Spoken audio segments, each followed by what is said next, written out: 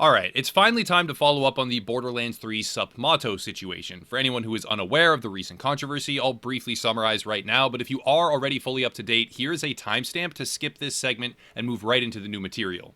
It all started with a YouTuber by the name SupMatto. SupMatto is a Borderlands superfan who has been covering the franchise for years and years, and more recently, with the massively anticipated sequel on the horizon, he was able to cultivate some kind of inside source, and also made a substantial effort to increase his coverage, leading to widespread exposure in the Borderlands community as he garnered a reputation for accurate early reporting on leaked information regarding the upcoming title. This was born of a genuine love for the franchise, and over the months in which his coverage increased, SupMatto was able to develop a community of like-minded individuals who began to help him turn over every stone and explore every hint of information as many dedicated fans do with any upcoming popular game. This is, of course, largely true in the entire industry. This eventually led to the Borderlands 3 official Twitch extension reveal, and this is where things took a sharp turn. Borderlands 3 unveiled a Twitch integration, but during the broadcast, a Twitch username was available which appeared to be gibberish. With the recent Cyberpunk 2077 ARG, it is entirely understandable that many users, it was publicly broadcasted to over 100,000 concurrent viewers, by the way, many users followed the account thinking it may be a source of cryptic clues or reveal details in the future. After a decent span of time, the account did indeed send out a notification that it was going live, and SupMatto, along with many in his community, rushed to check it out. The stream was set to private, however, on the Twitch mobile app, the privacy features seemed to be somewhat inadequate or incomplete. The effect of this was that on mobile, followers of the account could view randomly generated thumbnails of the stream, which is typically true of all broadcasts on the platform. From these thumbnails, they were able to extract tidbits of information. Nothing substantial, but as is true of most popular upcoming games, there is an appetite for even the smallest amount of data. SupMatto took these findings, as any YouTuber does, along with other bits and pieces of information, and compiled it into videos. But these videos brought down a rain of fire upon him that I doubt anyone would have expected.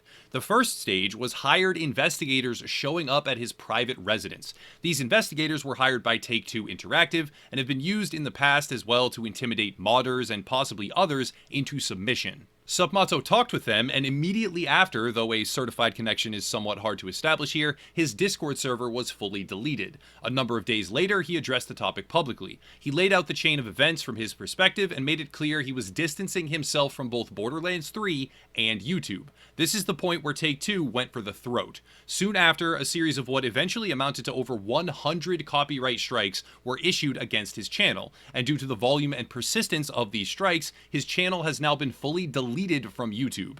That essentially brings everyone up to speed, but now there is new information as well as speculation to lay out alongside inconsistencies that deserve to be discussed, because when you boil down the chain of events to what it truly is, this is an example of a major publisher intimidating, bullying, and crushing an independent creator who is a massive fan of their work into submission while simultaneously damaging his livelihood, mental health, and family life. First is the response by Take-Two and published through IGN. Ignoring the clearly biased corporate tone of the article, which is basically common for them nowadays, there are a few key points here. First, there is a clear and categorical claim of illegal activity, which is hard to digest or believe because if that were true, then law enforcement or some other form of court order would have been issued rather than resorting to the deletion of his entire YouTube channel while sending private investigators to his house.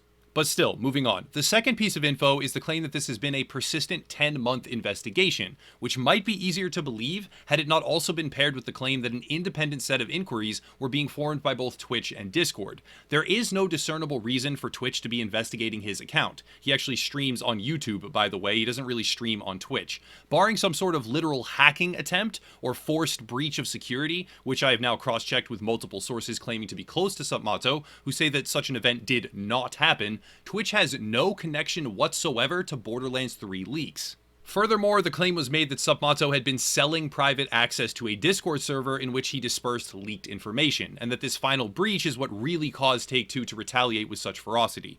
On top of this, Inside Gaming, a rather large YouTube gaming channel, was in contact with Take-Two directly and claims in a video to have seen concrete proof that Take-Two had paid a $5 membership fee through SupMatto's YouTube channel and then screenshotted this private Discord room in which leaked information was being dispersed. At this point, I have to ask a very serious question. Inside Gaming presented their perspective, having seen what Take-Two claims is proof of SupMatto's wrongdoing and dispersal of information behind a paywall, and then, not even a few days later, they have an exclusive inside look at Borderlands 3 go live on their YouTube channel, in which they were given privileged access, allowed to play the game, gather footage, and collect information. The question needs to be asked, did this favorable position in defense of Take-Two contribute to their reception of special access? Did the impending special access influence their coverage in any way? I don't know, it is pure speculation, but at the very least it is an instance where skepticism must be partially entertained. But now we need to expand on what exactly this Discord server really was. The narrative has been manipulated by Take-Two through friendly outlets to project that SupMatto had a repository of information which he was selling exclusively to paying subscribers. This is, by any and all accounts, of which there are now many by the way, entirely false. A more accurate representation of the situation could be summarized as follows. SupMatto sold access to a special access room of his Discord in which he himself was more active and subscribers could converse with him directly in a more reliable way. This is not uncommon. With a channel in the tens or hundreds of thousands in terms of subscriber count, it can be very hard to interact with everyone all the time. So setting up a framework of access with a paywall is not unheard of. Within this room, I have numerous sources now who claim participation, by the way, in that very room, there was no large or meaningful amount of exclusive information. There was merely discussion of upcoming topics in advance of SupMatto's videos actually going live on the YouTube channel. This is yet again a very common practice. YouTubers will utilize Patreon or channel memberships or Subscribestar, you name it, there's a bunch of different platforms, and show early snapshots or previews of their video concepts before they are finished. This is not exclusive information only available to paying members, it is just an early look at what is fully intended to be 100% public very soon once it is finished and released. SupMatto was profiting from his YouTube channel and also genuinely enjoyed dispersing information and delving into the topic of Borderlands 3. He was not holding back the best bits of information exclusively to those that paid, he was publishing it in the form of videos. The $5 membership claim is referring to perhaps tiny fragments of information that he discussed and never made it into a final video, but the vast majority of content was simply in the process of being published and brought to YouTube. Take-Two selectively screenshotted and pushed a narrative to support their desire to eliminate SupMatto, full stop. But now we get into some more important new material. At this point, I would like to give a shout out to the Triple S League and specifically Sibsidian, who works over there. I have collaborated with them in the past for some Cyberpunk 2077 material, and yet again today they have helped expand my coverage of this topic by providing both research and also access to certain information regarding the situation. They do some excellent work and are well worth checking out. This is a screenshot of Randy Pitchford directly reaching out to SupMatto regarding his content. Immediately after, there is a lengthy exchange between SupMatto with his now banned Discord account and another user who is going to remain anonymous at this time.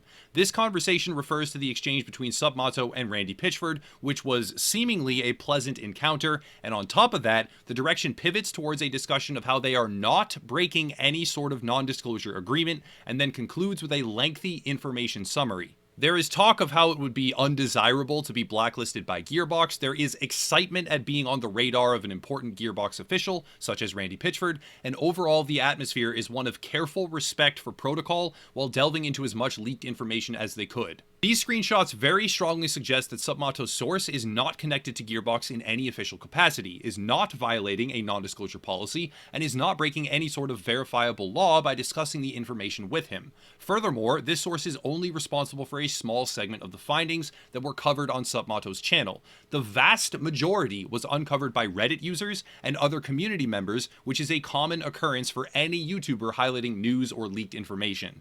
It seems extremely likely that SupMatto was reporting on information without violating non-disclosure policy. On top of that, a decent chunk of the videos taken down by Take-Two during their Scorched Earth campaign were lore videos, character analysis videos, and other material completely unrelated to leaked information. They also targeted his live streams, which I cannot now sift through as a result of his channel deletion, but it is with the utmost certainty that I can say their tactic was to crush his channel with no regard for legitimacy in terms of what was and was not an actionable piece of leaked information. It seems readily apparent that SupMatto was just the easiest target for them to hit, so Take-Two obliterated him. The problem of leaked information did not stem directly from him. It seems obvious to me that he was not directly charging for exclusive information, merely allowing a bit of an early peek at what was already intended to be published, and his source was someone not officially connected to Gearbox or Take-Two, which nullifies their claim of broken laws.